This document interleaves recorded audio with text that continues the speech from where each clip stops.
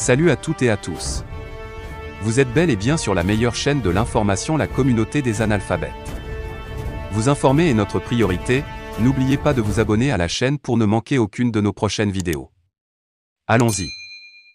Au moins 54 terroristes ont été neutralisés ou capturés, tandis que d'importants équipements militaires ont été détruits et d'autres récupérés, au cours de plusieurs opérations menées dans l'est et l'ouest du Niger du 26 mars au 2 avril par les forces de défense et de sécurité nigériennes, a-t-on appris mercredi de sources sécuritaires. Les zones visées par ces opérations sont notamment Dioudiou, région de Dosso, Tia, Taoua, Abala, Torodi, Filingué, Tillabéri, dans la partie occidentale du pays, et Malanfatori dans la région de Difa, extrême sud-est du pays, a rapporté l'armée dans son bulletin hebdomadaire des opérations.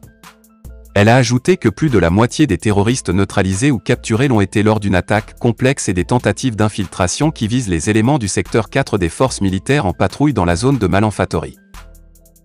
L'énergique riposte et la poursuite de reconnaissance ont permis d'infliger à l'ennemi le bilan de 27 combattants neutralisés, 7 véhicules détruits, et un véhicule, 11 fusils AK-47, 14 chargeurs et 2 téléphones portables saisis, a précisé la même source.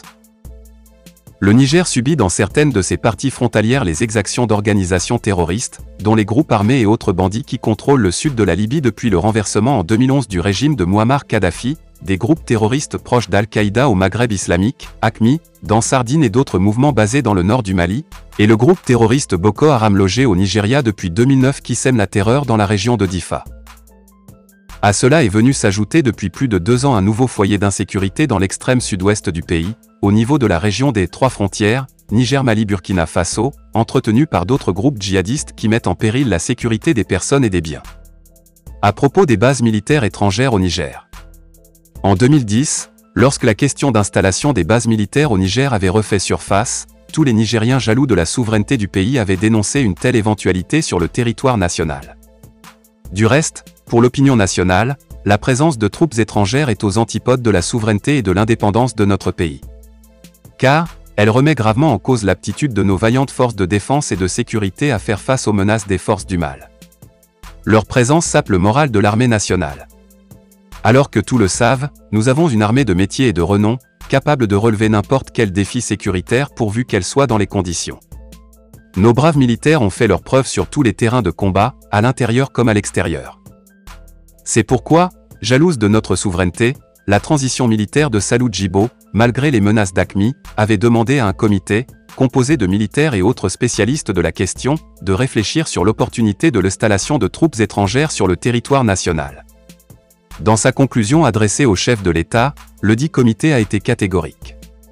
Il affirme en substance que l'éventualité d'une telle question nuit gravement à l'image de notre armée, et que la présence de troupes étrangères est un préjudice sérieux à la souveraineté nationale.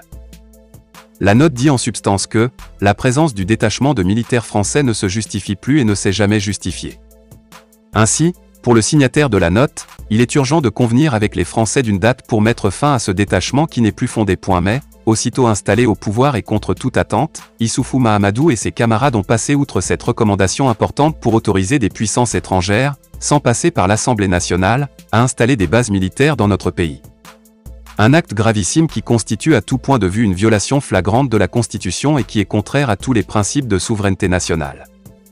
C'est donc sur ce petit pas d'information que nous allons nous séparer. Partagez la vidéo avec les amis si vous l'avez trouvée intéressante, abonnez-vous à la chaîne si ce n'est pas encore fait et à très bientôt pour de nouvelles vidéos. Bye bye.